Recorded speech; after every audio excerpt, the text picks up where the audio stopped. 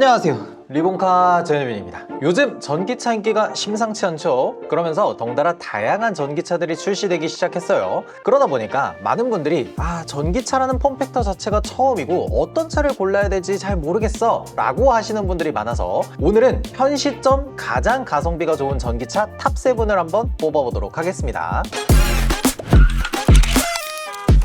가장 먼저 탑7은 KGM의 무쏘 EV입니다. 갑자기 승용 자동차가 아니라 화물 자동차를 뽑냐? 이렇게 하실 수도 있는데 생각보다 가성비가 되게 좋은 자동차예요. 일단 이 KGM에서 무쏘 EV를 출시하고 나서 판매량이 정말 많이 올랐습니다. KGM의 상반기 전체 판매량이 22,000대 정도 되는데 그 중에서 4,300대 정도가 무쏘 EV로 팔렸어요. 정말 많이 팔린 거죠. 그럴 수밖에 없는 이유가 몇 개 있어요. 일단 무쏘 EV는 픽업 트럭입니다. 이게 왜? 라고 하실 수도 있는데 국내에서 전기 픽업 트럭이 뭐가 있을까 하고 생각을 해보면 없어요. 사이버 트럭 정도? 근데 1억 5천만 원 주고 살 수는 없잖아요. 그래서 사이버 트럭을 제외하고 나면 PV5 오픈베드, 봉고 EV, 포터 일렉트릭 이런 차량들은 그냥 영업용 트럭이다 보니까 일반 승용차 같은 느낌을 주는 이 픽업 트럭이면서 전기차는 사실상 무쏘 EV가 유일하다고 보는 거죠. 그리고 가격, 가장 낮은 트림 MX가 4,800만 원이에요. 여기에서 화물 자동차 보조금을 거의 900만 원 가까이 주기 때문에 실제로 내가 구매하는 가격은 3천만 원 후반입니다.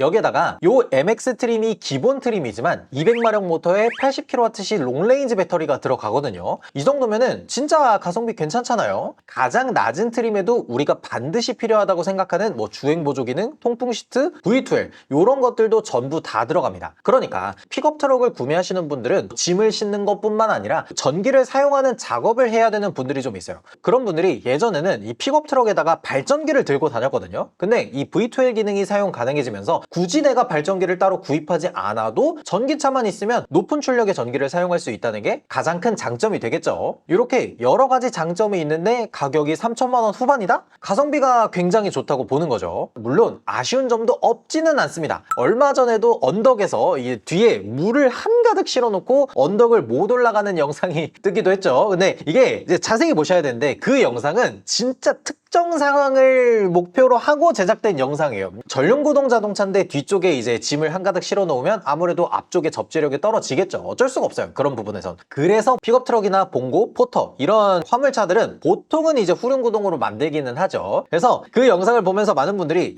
어떻게 화물차를 이렇게 전륜구동으로 만들 수 있냐? 라고 하시더라고요. 그래서 어지간하면 요 250만 원짜리 사륜구동 옵션은 필수로 선택하시는 게 좋아요. 출력도 좋아지지만 후륜에 모터 하나가 추가되니까 극단적인 상황에서도 무리 없이 탈출할 수가 있겠죠. 그래도 보조금 받고 4천만 원 초반이면 5m가 넘는 픽업 트럭인가를 생각했을 때 진짜 가성비가 좋다고 볼 수 있죠. 6위는 현대 캐스퍼입니다. 캐스퍼 일렉트릭의 인기는 정말 미쳤죠. 경차보다 제원상 크기가 좀 더 커졌고 배터리도 거의 50kWh 정도가 들어가 있어서 한 번 충전으로 거의 400km 가까이 주행할 수 있는 자동차예요.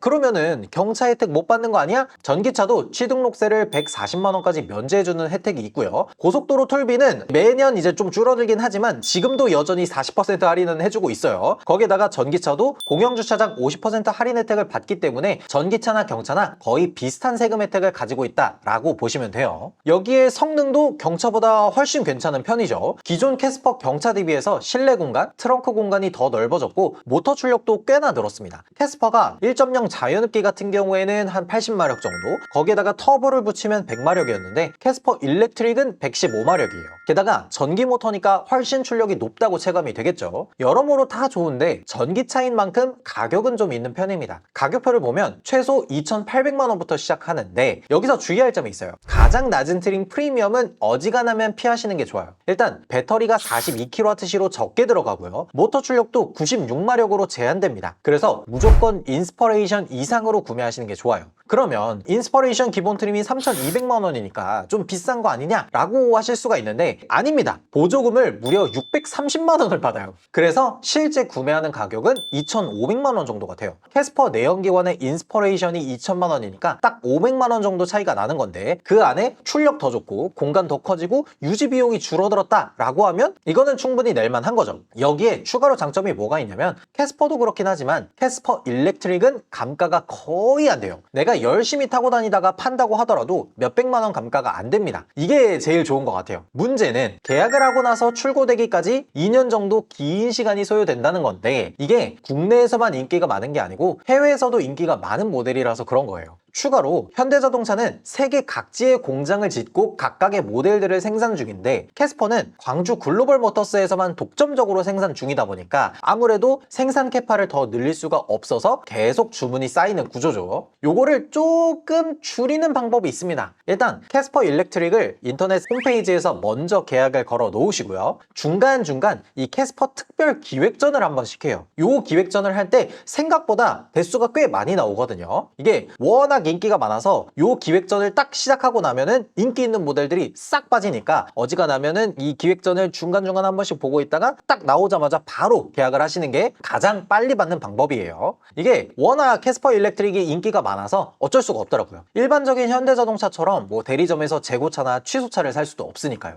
다음은 의외로 프리미엄 라인업인 볼보 EX30입니다. 볼보에서 내놓은 이 소형 SUV 라인업이어서 크기는 한 4200mm, 그러니까 EV3보다 조금 작은 크기로 생각하시면 돼요. 크기가 작고 거기에 프리미엄 브랜드가 어떻게 가성비냐 라고 하실 수도 있는데 요즘 볼보가 한국 시장에 꽤나 공을 들이고 있는 것 같아요. 글로벌 시장에서 꽤나 비싸게 받는 자동차도 한국에서는 나름 저렴하게 판매하고 있거든요. 그 중에서도 볼보 EX30은 가격을 760만 원이나 내려서 코어 트림 기준 3,990만 원이에요. 여기에다가 보조금을 받으면 3,600만 원까지도 가격이 내려오더라고요. 이렇게 보면 꽤나 가성비 있는데? 라고 볼 수 있는 거죠. 기본적으로 볼보라는 브랜드에 대한 이미지도 상당히 좋은 편이고 가장 아래급 트림이라고 해도 안전 기능들은 전부 포함되어 있고요. 배터리도 66kWh라서 인증받은 주행거리는 350km기는 하지만 전비 주행을 하면 한 400km까지도 탄다고 하더라고요. 여기에다가 출력도 무려 270마력이 들어가 있어요. 그리고 전기차라면 빠질 수 없는 V12 기능도 전부 들어가 있어서 이 작은 프리미엄 SUV를 원하는 사람에게는 상당히 좋은 옵션 구성을 가지고 있죠.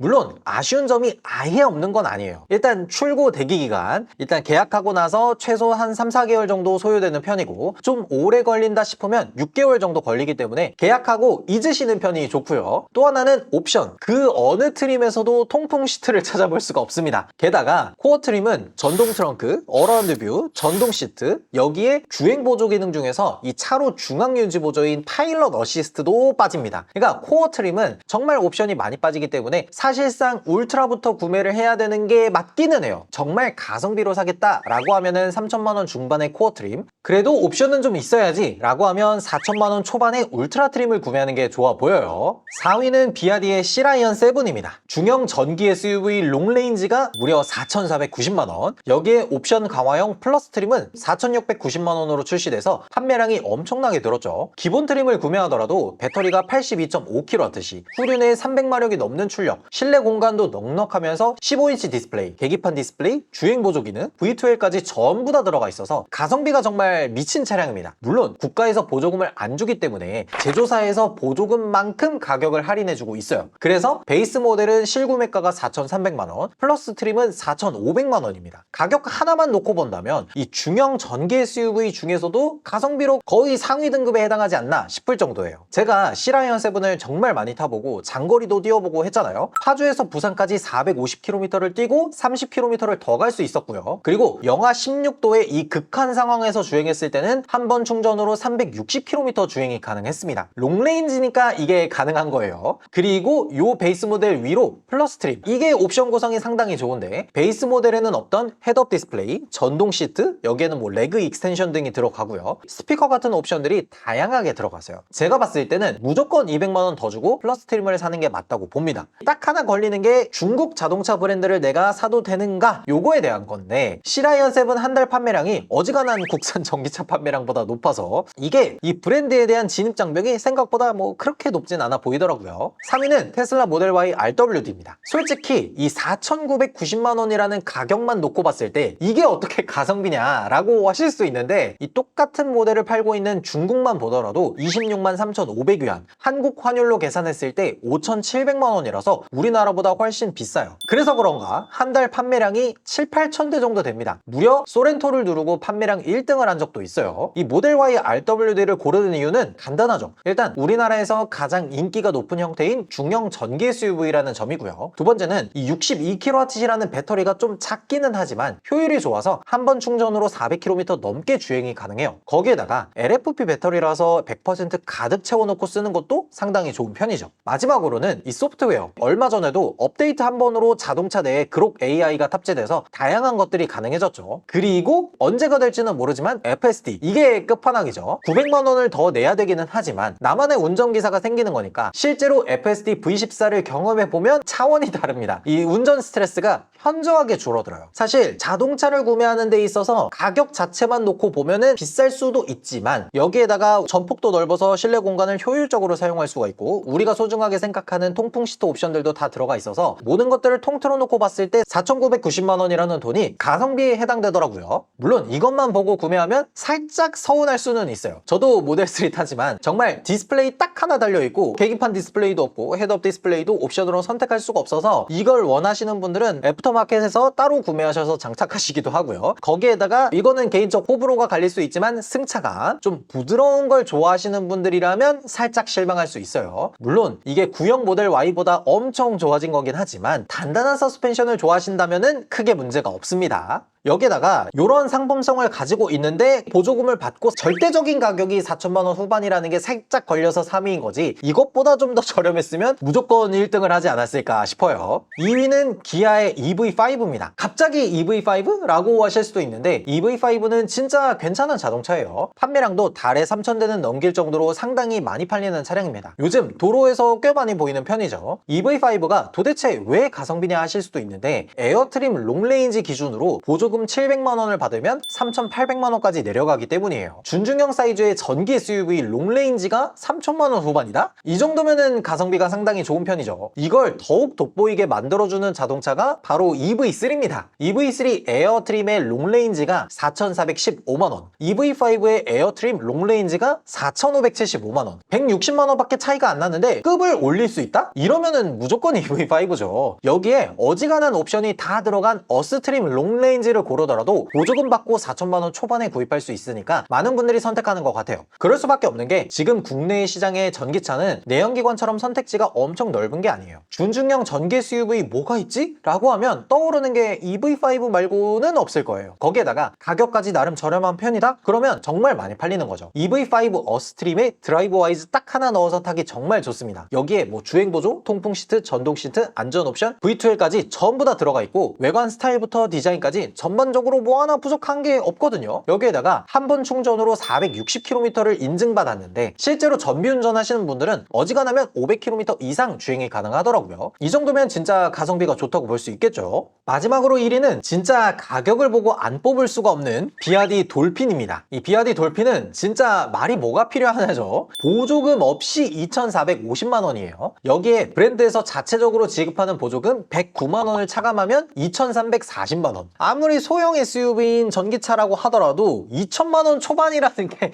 진짜 말이 안 되는 거예요. 이게 정말 놀라운 게 뭐냐면 우리가 이제 흔하게 접할 수 있는 코나의 내연기관 깡통이 2,393만 원입니다. 그것보다도 50만 원 저렴한 거예요. 이거는 가격을 보고 안 뽑을 수가 없는 수준이죠. 그렇다고 해서 옵션이 엄청 떨어지냐? 라고 하면 그것도 아닙니다. 저도 실제로 돌핀을 타봤지만 옵션 상당히 괜찮아요. 일단 배터리 50kWh 들어가고요. 제가 고속도로로 쭉 주행했을 때 한 번 충전으로 300km 정도 탔고요. 시내도로 위주로 다니면 이것보다 훨씬 더 주행이 가능합니다. 모터 출력은 살짝 아쉬울 수 있는 95마력인데 실제로 타보면 답답한 느낌은 별로 없어요. 여기에 주행보조나 안전 옵션 다 들어가 있고 심지어 어라운드 뷰도 들어가 있고요. 물론 통풍 시트가 빠지긴 하는데 2,340만 원이라는 걸 생각하면 별로 문제가 안 되죠. 여기에다가 V2L 기능부터 해서 10인치 디스플레이 등등 이 어지간한 옵션이 거의 다 들어가 있습니다. 이런 모든 것들이 들어가 있는데 2,340만 원이어서 취등록세도 거의 면제되는 걸 생각하면 진짜 가성비가 미쳤다고 볼 수밖에 없어요. 그런데 액티브 트림은 조금 애매하더라고요. 액티브 모델은 2,900만 원까지 가격이 크게 올라가다 보니까 이럴 거면 아토3를 사지? 이런 생각이 들기 때문에 액티브 모델보다는 차라리 뭐 통풍 시트 같은 옵션이 빠지고 배터리가 좀 작고 출력이 작더라도 2,300만 원의 베이스 모델을 구매하는 게 좋아 보이더라고요. 심지어 소형 SUV 정도에 해당하는 크기이기 때문에 장 보는 용도나 근교에 다니는 용도로 충분하고요. 한 가지 살짝 아쉬울 수 있다는 건 자동차의 전폭이 좀 작다는 건데 이것도 뭐 가격을 생각하면 크게 걸리는 부분은 아닌 것 같아요. 이래서 그런가 돌핀 판매량이 최근 들어서 미쳤죠. 본격적으로 판매하기 시작한 6월달 판매량이 2,800대. 여기에서 더 올라갈 수 있는 가능성도 보이더라고요. 진짜 저렴한 전기차를 찾는다 라고 하면은 돌핀만한 전기차가 있을까 싶어요.